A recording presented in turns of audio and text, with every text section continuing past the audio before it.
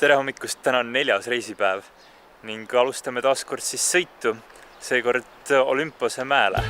Kuna meile hotellis normaalselt süüa ei antud, siis me lähme Pizza Hutti, sest siin on all you can eat pizza plus salatbaar 8 eurot.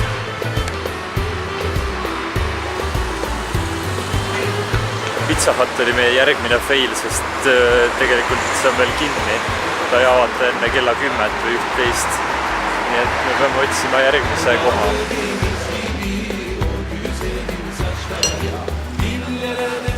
Nii, Hilda. Head isu. Me sööme Starbucksi kõrval Costa kohvikus. Me käisime söömas.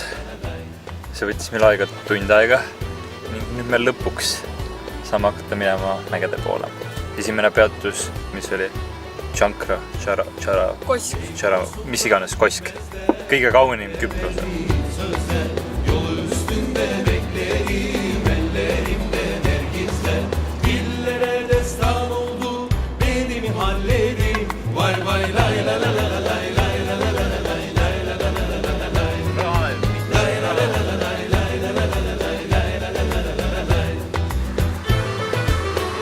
Sattusime siia esimese joa juurde, mis on tõeline vene värk.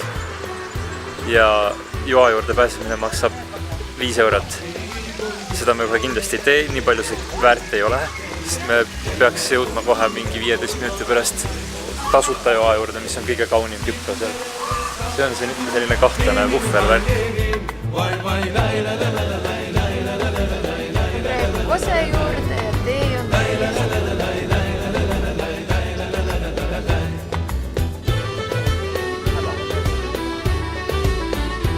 Väga kohutava kruusamägide kiuste me jõudsime lõpuks Koseni, Hantara Kosk ning auto jäi terveks, me jõudsime elusalt kohale, lähme siis vaatame, mis see Kosk endast kujutab.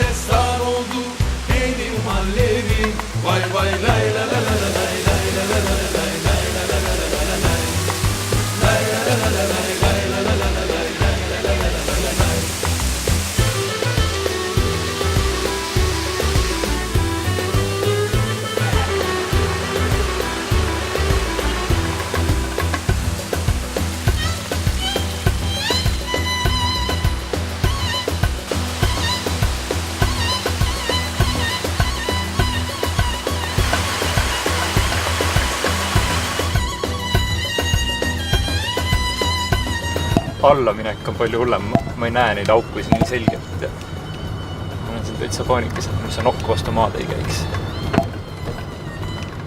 Ja et keegi teine mulle vastu ei sõidaks, sellepärast et siin on väga kitsas.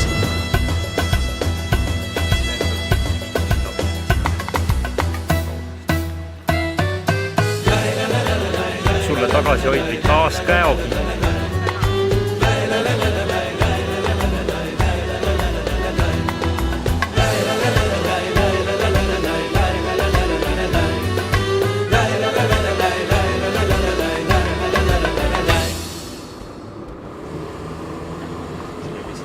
Hildal tuli kõige remote-imas locationis siin saarel meelde, et oleks pannud postkasti kirjad. Ta paneb nüüd kaardid posti kõige kaugemast kastist, mis veel vähegi olemas on.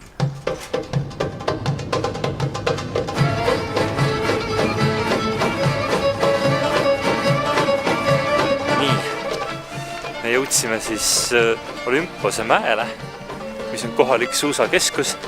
Ning ootamatult on siin päris palju isegi lund ja inimesed täitsa suusatavad, väiksed tõstukid siin sõidavad ja me katsume siis ka selle tipu valutada omal jalal. Hildal on praegu päevade kõige kibedam trenn käsi. Taavi, ma loodan, et sa näed seda, siis ma suren praegu ära. Me oleme kõndinud umbes 100 meetrit kõrgemale, kui me algselt olime ja Hilda juba sureb. Piloodid on jälle otsustanud teha kõige paremasse, ilusamasse kohta. Siis enda militari rajatised. Nii et, nojah. Aga me oleme kõige kõrgemal, kuhu normaalinimese jalg saab minna Küprosel.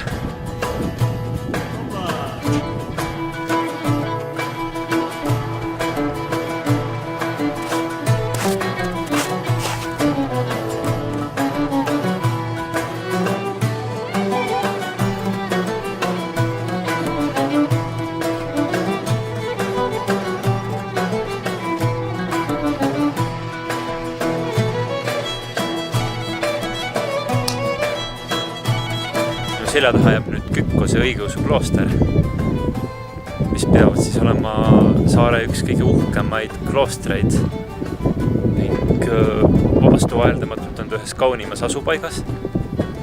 Kohe ma näitan ka siin ümbrust.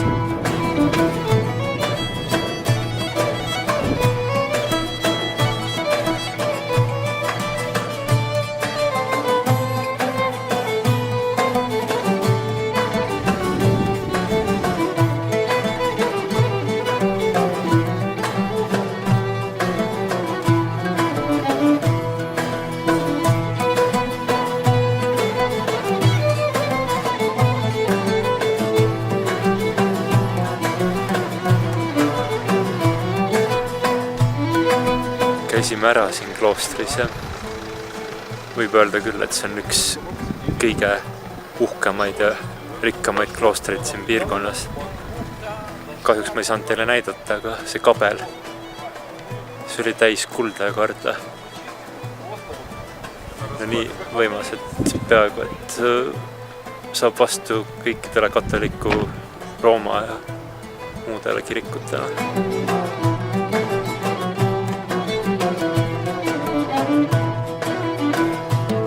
Hea, et me just kabeli juures peatusime. Seepärast, et tuleb Jumalat paluda, et Hilda sinna autosse midagi maha ei jätaks endast. Selle järgneva reisi jooksul, mis on veel 30 kilomeetrit ja tund aega.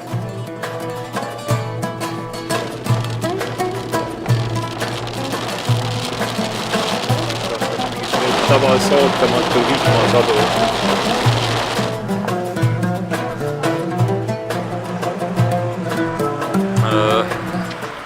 Kõik märgid viitavad sellele, et siin on toimunud midagi või on toimumas. Lipud on tõmmatud üle tänavate, ringkristmikul on tehtud väikene mingisugune lintidest moodustis ning rahvast nagu liigub ootamatult palju siukse väikse koha kohta. Nii et me otsime, kas kuskil midagi toimub. Ma olen puhas süüst. Hilda läheb raksu apelsini varastama. Mida see mökitab? Mine, see on õige koht, me lähme siia. See on best. See näeb ka väga väiksem. Okei. Thank you. Hilda on väga õnnelik. Käisime siis söömas kohalikus nurgabaaris, pubis. Aga seal ei teinud meid üldsegi kohalik, vaid hoopis üks leedulanna, kes oli väga õnnelik, et peaaegu naabrid teda külastasid. Aga meie õnneks tema kahjuks ta ei osanud arutada, ta andis meile €1 rohkem tagasi. Nii et me oleme väga õnnelikud. Meie saime tippi. Nii, enne Hilda ei julgenud minna. Nüüd Madil läheb apelsini raksu. Said kõrvetada?